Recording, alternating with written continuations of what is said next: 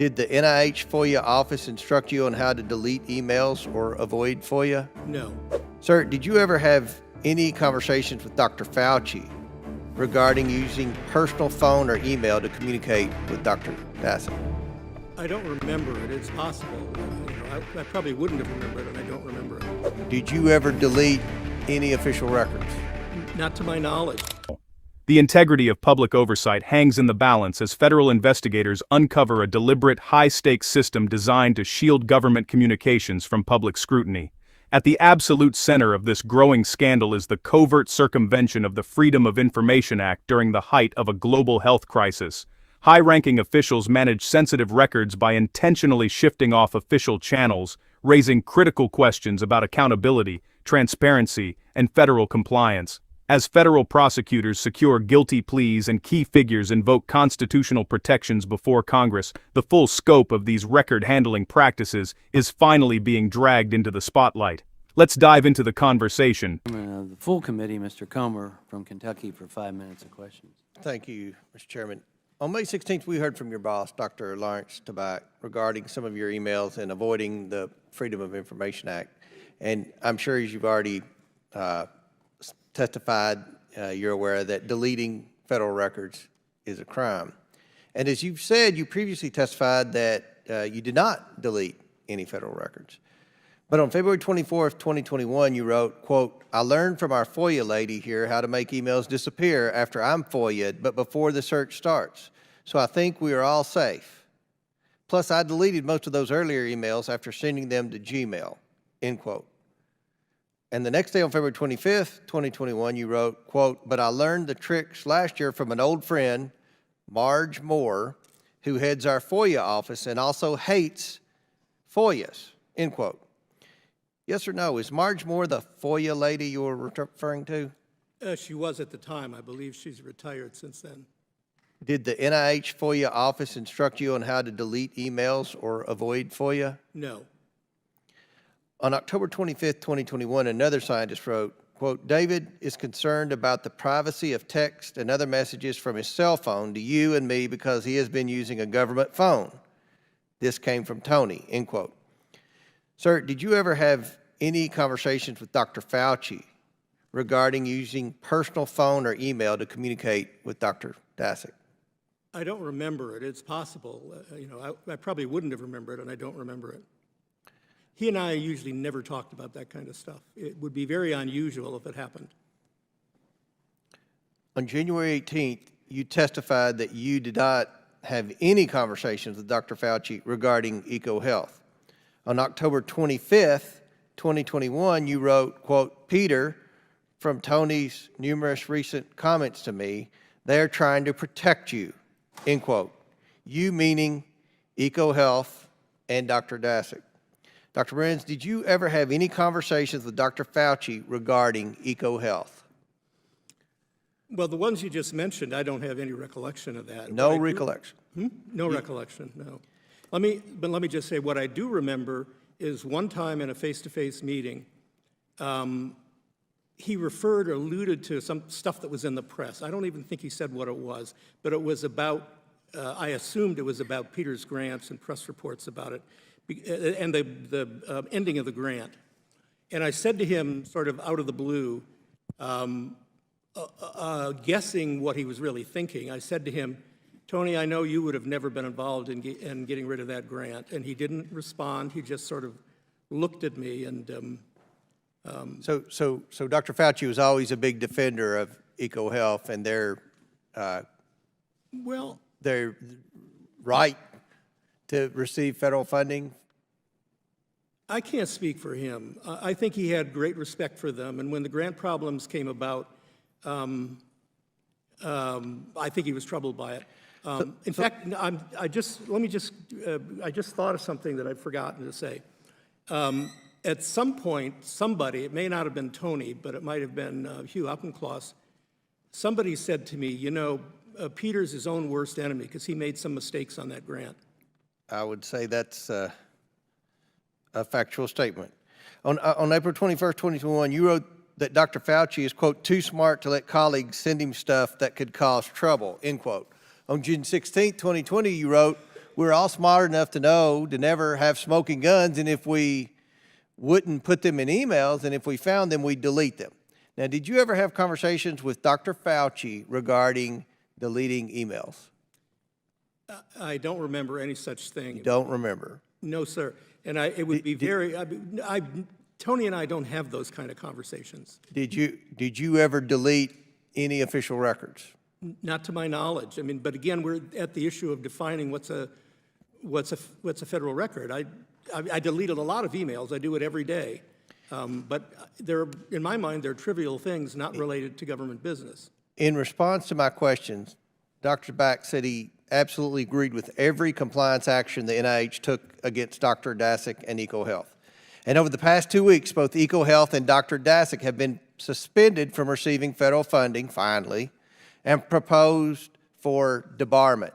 Do you agree with NIH's actions against EcoHealth?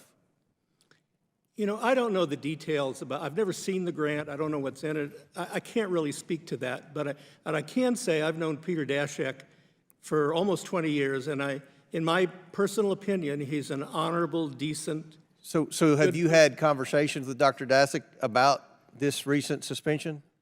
Not a conversation. I knew about it. He sent me an email or something. Was a press So they release. occurred over email? You and Dr. Daszak communicated via email about his disbarment?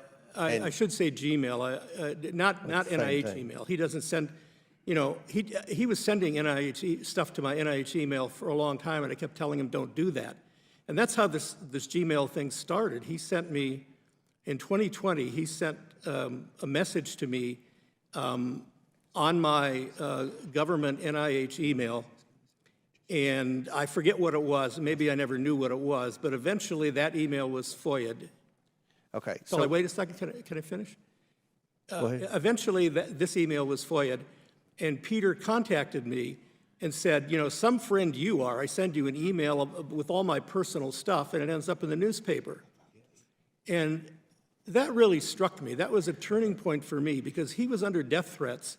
And Right, and I get it. Mr. Chairman, if I may, just one last yes or no question. Have you had any conversations with Dr. Daszak about this suspension, yes or no? The suspension? The suspension of the disbarment, the suspension. Not conversation, but he has sent me an email with. But that's reports. email's a conversation via email then. You've had a conversation via email with Dr. Daszak. Well, if you call it a conversation, yes. It's, you know, we didn't talk about it, but he just sent it to me, and I read it or not. Morenz faces up to 5 years in federal prison, with his sentencing scheduled for November 12th in the continuing case. His guilty plea now represents a major development in a controversy that has fueled Republican investigations into COVID's origins. The case also comes as Anthony Fauci faces renewed scrutiny over his role in the government's pandemic response. Fauci led the National Institute of Allergy and Infectious Diseases for 38 years before retiring from government service. Last month, Fauci appeared before a Senate panel and repeatedly invoked his Fifth Amendment right against self-incrimination. He also accused Republican Senator Rand Paul of pursuing what he described as an unhinged campaign to have him imprisoned. We will now begin a round of questioning. Dr. Fauci, your testimony today is compelled by a lawful subpoena. As you know, it's a crime under 18 U.S.C. Section 1001 to knowingly make a material false statement to Congress, with a penalty up to 5 years of imprisonment. Understanding that you are under oath, the American people would like to understand your reasoning, your rationale for why you chose to fund the research in Wuhan. There have been, intelligence agencies, the CIA, the FBI, the DOE, have all come to the conclusion that more likely than not, the virus came from the lab in Wuhan. And so we'd like to know, what was the rationale? What was the discussion? How, what went behind the decision to fund the research in Wuhan? How did you come to the conclusion that a totalitarian country would be capable of doing this in a BSL-2 lab, a lab that lacked the security? What was the reasoning? And are you sorry, basically, for making the decision? Would you, given another chance, say, well, gosh, circumstances now, as I know it, maybe it wasn't a wise thing. Can you explain to the committee why you chose to fund this dangerous research in China? On the advice of counsel, I respectfully decline to answer based upon my rights under the Fifth Amendment of the Constitution. In the red folder on your table is a copy of Section 192 of Title II of the U.S. Code. Your counsel has been provided a copy as well. That section makes it a crime for a witness appearing under subpoena to refuse to answer any questions pertinent to the question under inquiry. Do you have that in front of you? On the advice of counsel, I respectfully decline to answer based upon my rights under the Fifth Amendment of the Constitution. A former senior advisor to Dr. Anthony Fauci, Dr. David Morin, officially entered a guilty plea in federal court in Greenbelt, Maryland, accepting responsibility for federal conspiracy charges linked to public record handling. Federal prosecutors established that beginning in April 2020, as public records requests began flooding the agency, internal steps were taken to actively move sensitive communications off official government accounts. These discussions involved contentious issues, including pandemic policies, bat coronavirus research grants, and efforts to shield controversial administrative decisions. Allegations detail how personal email accounts were intentionally used to keep crucial data out of the reach of transparency laws. During a high-stakes hearing before the House Oversight Committee, Chairman James Comer confronted Dr. Morin with his own written statements regarding the deliberate evasion of federal transparency laws. Internal communications revealed Dr. Morin discussing methods to make emails disappear prior to FOA searches, directly attributing these techniques to instructions from internal agency personnel. While under direct questioning, Dr. Morin denied that the official agency FOA office explicitly instructed him to break the law, yet admitted to routinely using personal Gmail accounts to avoid generating public records. The hearing highlighted stark contradictions between previous congressional testimony and recovered electronic records. The congressional record further detailed strategic communications aimed at protecting external research partners and avoiding permanent documentation. In written exchanges, Dr. Morin acknowledged that sensitive information was kept off official channels, stating that potentially damaging material would not be put into official emails or would be routinely deleted. Questioning focused heavily on the financial and regulatory actions taken against EcoHealth Alliance and its president, Dr. Peter Daszak, who were ultimately suspended and proposed for debarment from receiving federal funding. Despite official NIH compliance actions, testimony revealed ongoing private communications between agency officials and suspended entities using personal email services to bypass official monitoring. The fallout from these record-handling practices culminates in severe legal consequences, with Dr. Morin facing up to 5 years in federal prison at sentencing.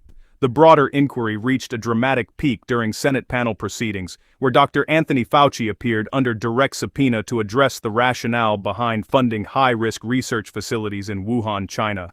Citing legal counsel and constitutional protections, Dr. Fauci repeatedly invoked his Fifth Amendment right against self-incrimination when asked about federal grant decisions and laboratory security assessments. These proceedings mark a monumental shift in the ongoing investigation into government accountability. If you want to stay updated as this story develops, make sure to hit that like button, leave your thoughts in the comments below, and click the subscribe button to never miss an update.